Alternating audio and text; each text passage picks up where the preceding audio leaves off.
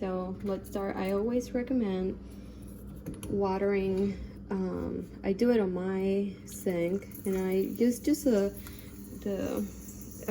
shower setting. And if it's too strong, you can just trial. It's trial and error. If it's too strong, just do it a little bit more gently, like that one. I like to have a little pan or something in the bottom to collect any dirt that might fall, so that it doesn't mess up my drainage system. But that's just me. You don't have to do that. And I always recommend avoiding getting water on the leaves, just because that's step number one on preventing them from rotting. I always like to water around the succulent. And this is one of my bio pots, so they dry faster than regular pots. The soil dries faster, so I gotta be vigilant in making sure that I don't let them get too dry, like happened in this one.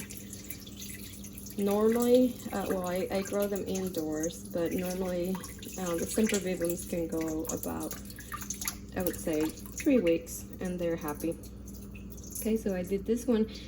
Obviously, many times it's really hard to avoid getting water on the leaves, but you know, we can try. That's the goal. Okay, so I'm gonna water this one again. I try to always water just the base and just get the soil. See this one, see how it starts to absorbing it. And then all of my planters have drainage holes. And I just keep watering, and this one is easier to see. I just keep watering until I see a constant flow coming from the bottom of the pot, like this. So now I know that she got a really good soak and should be happy. This is one of the fun ones again. I just dry water here. Whoops, I got some water on the leaves. So I gotta make sure I dry that after I'm done watering. And this one's I put a lot of soil normally, and when you water it, it tends to, the perlite tends to float, so it's a little messy sometimes. See, this has a good little string of water draining, so that lets me know that the soil is oversaturated with water, and succulent should be getting the water that she needs. Same with this one. It's pretty echeveria. I like to water like this and just make sure I get a good soak. I had been letting this one sit out intentionally, just to try and let them have obvious signs that they were thirsty for y'all. But normally I try to avoid letting them dry too much, because I don't want their leaves looking bad. Okay, so that's that. Again, you can see a good water flow there. And this baby, oops, this one is really thirsty. This poor baby, I'm sorry. I'll let you dehydrate on purpose. I talk to them, yes, but it's part of our relationship. Do you talk to your succulents or to your plants? I can't be the only one, for sure. Let me fix this because I have problems and I don't like seeing messes.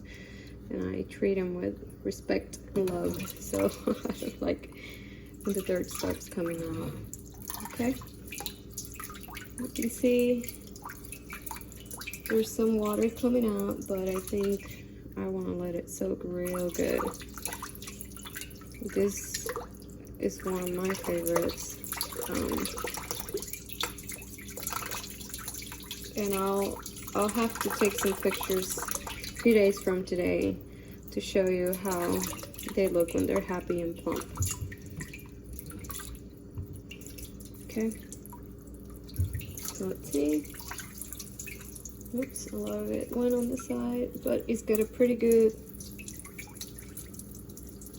stream of water coming out, so I'm gonna call it good. And then this guy here, and I have different succulents in this arrangement. I always make sure that I put the compatible succulents. You wouldn't want to put a succulent that thrives on low light with one that loves sun, because you're gonna burn one or you're gonna deprive the other of light. You don't want to do that. So here I am not being careful, just to show you how I would dry this kind of succulent. I wasn't careful watering it, so there's water everywhere, all the leaves and whatnot, but it's okay. Another tip that I recommend is, if it happens, like one of these ones that have compact leaves, like baby necklace and Tom's thumb and any other string of buttons, just and really any succulent in general, make sure that you give it proper ventilation.